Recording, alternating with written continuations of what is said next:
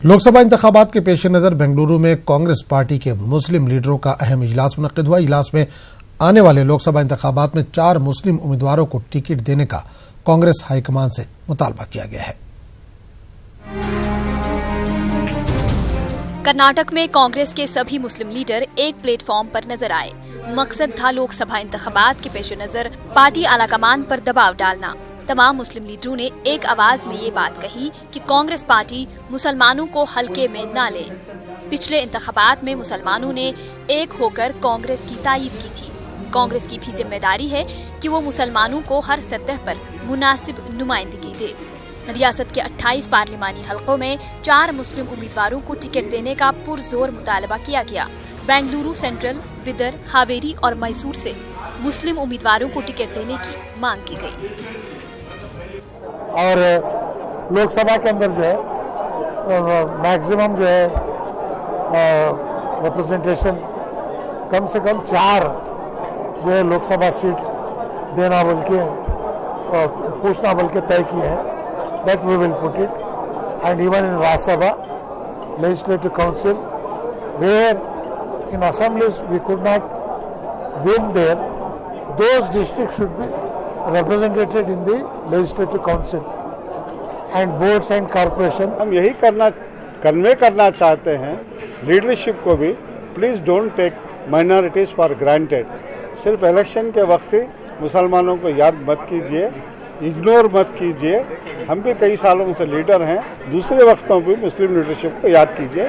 यह पैगाम हम पहुंचाना चाहते थे। यहाँ जितने भी हम मसाइल हमारे सामने आए हैं, जो नाराज़गी के सबब भी हमारे सामने है, इन तमाम चीज़ों को हाईकमान तक ले जाने का भी हमारा मंसूबा है। पार्टी हाईकमान को ये आगाह करना भी है कि हम सब एक हैं और हमारी अगर हमारे लिए कोई फैसला लेना है तो हम हमारे से ना बात करने के बाद फैसला लें। कांग्रेस में सबसे मजबूत अगर मुस्लिम लीडरशिप पूरे हिंदुस्तान में अगर कहीं है तो कर्नाटका में है। हम लोग उस लीडरशिप को डाइल्यूट होने नहीं देंगे। एक बहुत ही क्वालिटी लीडरशिप यहाँ पे इस स्टेट में लगातार पिछले 60-70 साल से चले आ रही है, चाहे वो मोहम्मद अली साहब हो, अजीज सेठ साहब हो, शरीफ साहब हो। ये लोग इजलास में कई लीडरों ने बोर्ड और कॉरपोरेशन में अक़लियतों को नजरअंदाज करने, पार्टी की कमेटियों में मुनासिब नुमाइंदगी न देने की शिकायत की। इस नाराजगी के बावजूद तमाम लीडरों ने इत्तेफाक राय से आने वाले इंतखाबात में कांग्रेस को मजबूत करने, कांग्रेस के उम्मीदवारों की भरपूर तायीद करने की बात कही। न्यूज़ 18 उर्दू के लिए बेंगलुरु से रऊफ अहमद हलूर की रिपोर्ट। उर्दू जबान की तालीम को सिर्फ मुलाजमत से जोड़ना गलत है। उर्दू एक सकाफती जबान है जिसकी जड़ें गहरी है। यही वजह है कि आज दुनिया में उर्दू की नई नई बस्तियां आबाद हो रही हैं। कोलकाता में मुनक्किदा उर्दू कॉन्फ्रेंस में दानिशवरों ने इन ख्यालात का इजहार किया। कोलकाता में उर्दू एकेडमी की जानिब से मुनक्किद उर्दू कॉन्फ्रेंस में मुल्की व गैर मुल्की अदीबों व दानिशवरों ने शिरकत की। इस कॉन्फ्रेंस में ईरान व मिस्र के उर्दू स्कॉलरों ने भी शिरकत की।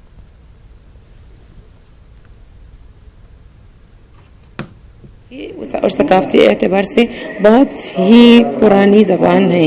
इनकी माशाअल्लाह अदबी सरमाया बहुत ही ज़्यादा है।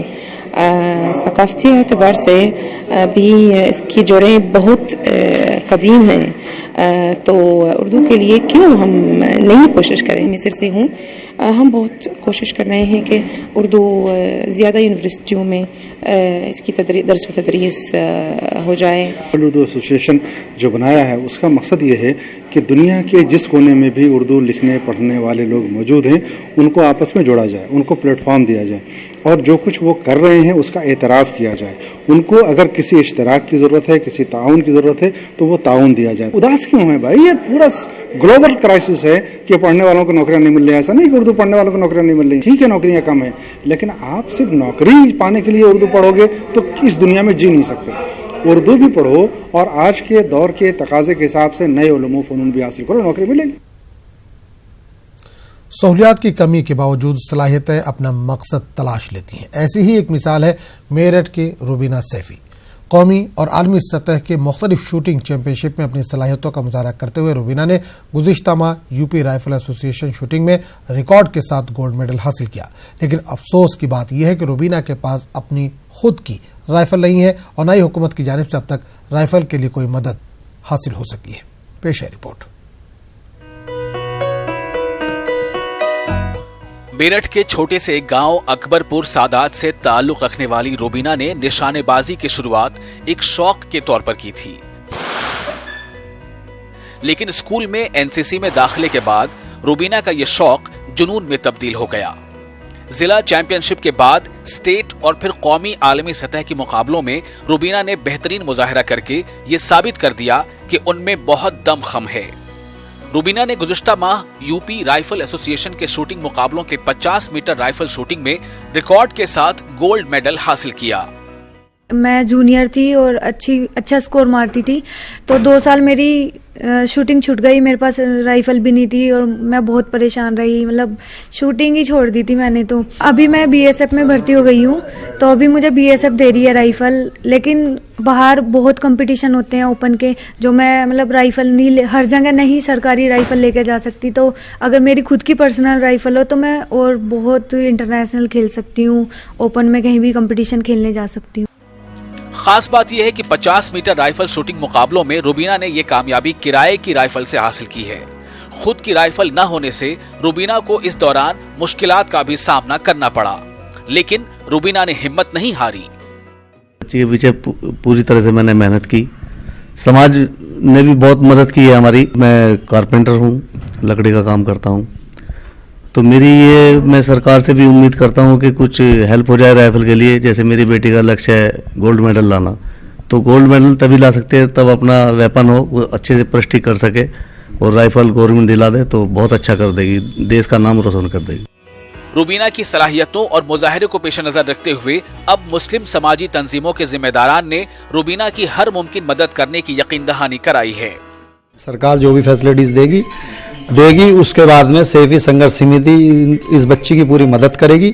ऐसा कोई भी बच्चा किसी भी समाज से हो, हम लोग उसकी मदद करने के लिए तैयार हैं, और इंशाल्लाह हम लोग कोशिश करेंगे कि ये बच्ची आगे बढ़े और हमारे देश का नाम रोशन करे। इनके लिए कोशिश ये कर रहे हैं हम कि इन्हें डीएम साहब जल्द से जल्द इन्हें लाइसेंस दे दें।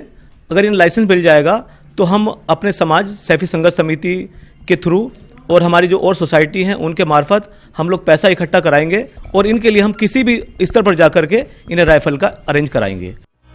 हिंदुस्तानी निशानेबाज किसी दूसरे मुल्क के खिलाड़ियों से कम सलाहियत के हामिल नहीं होते। अगर इन्हें भी बेहतर तरबियत और तमाम जरूरी सहूलियात दस्तयाब करा दिए जाएं, तो हमें ओलंपिक जैसे मुकाबलों में तमगों के लिए तरसना नहीं पड़ेगा। न्यूज़ 18 उर्दू के लिए मेरठ से तंजीर अंसार की रिपोर्ट।